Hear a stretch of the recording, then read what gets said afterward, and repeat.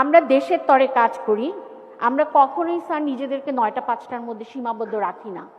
দুদকে নাম প্রেরণ করা হলো এবং দুদকে আমাদের যেসব অফিসারদের নাম প্রেরণ করা হয়েছে আমরা শুরু থেকেই জানি দে আর সো গুড অ্যান্ড তার ইন্টিগ্রিটি লেভেল কত ভালো। সবচেয়ে বেস্ট লট অফিসার্স যাদের আমরা বলি সেই দক্ষ এবং যোগ্য অফিসারদের একটা বড় অংশকে শাস্তিমূলক ব্যবস্থার আওতায় আনা হলো। পদোন্নতি বঞ্চিত আন্দোলনের এক পর্যায়ে ব্যবসায়ী সম্প্রদায়ের একটা মানে সহযোগিতায় ব্যবসায়ী সম্প্রদায় একটা মধ্যস্থতা করেন এবং সেই মধ্যস্থতায় দেখা যায় যে আন্দোলন থেকে সবাই আসলে সরে আসে এবং সবাই আবার মাঠে কাজে যায়। তখন একটা কথা কিন্তু আমাদেরকে আশ্বস্ত করা হয়েছিল যে কারো বিরুদ্ধে কখনো কোনো ব্যবস্থা নেওয়া হবে না, যাতে আমরা নির্ভয়ে কাজ করতে পারি। বাস্তবে সেটা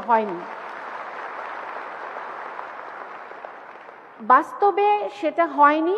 কি হলো, আমরা কাজে ফিরে গেলাম, কিন্তু আমাদের সবচেয়ে বেস্ট লট অফিসার্স যাদের আমরা বলি সেই দক্ষ এবং যোগ্য অফিসারদের একটা বড় অংশকে শাস্তিমূলক ব্যবস্থার আওতায় আনা হলো। পদোন্নতি বঞ্চিত করা হলো, তাদেরকে সাময়িক বরখাস্ত করা হলো, বিভিন্ন মেয়াদের দণ্ড দেয়া হলো এবং দুদকে নাম প্রেরণ করা হলো।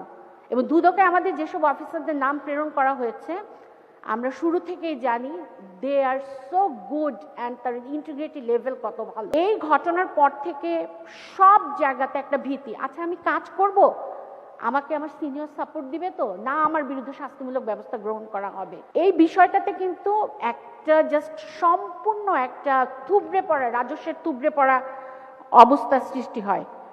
এখন এই সকল যোগ্য যে অফিসাররা আছে তাদের স্যার দ্বন্দ্ব বহাল রেখে তাদের কাছ থেকে যে রাজস্ব আদায়ের আলটিমেট পোটেনশিয়ালিটি, এটা তো স্যার রাজস্ব বোর্ড পাচ্ছে না।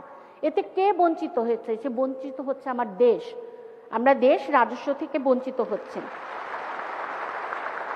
আমরা দেশের তরে কাজ করি।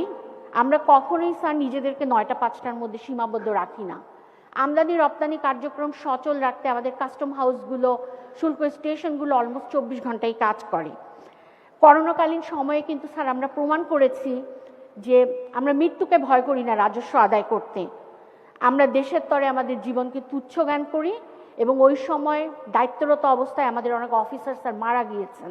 আমরা স্যার অঙ্গীকার করতে চাই যে আমরা ৬,০৪,০০০ কোটি টাকার যে রাজস্ব লক্ষ্যমাত্রা আমাদেরকে দেয়া হয়েছে আমরা স্যার সেটা অর্জন করে দেখাবো।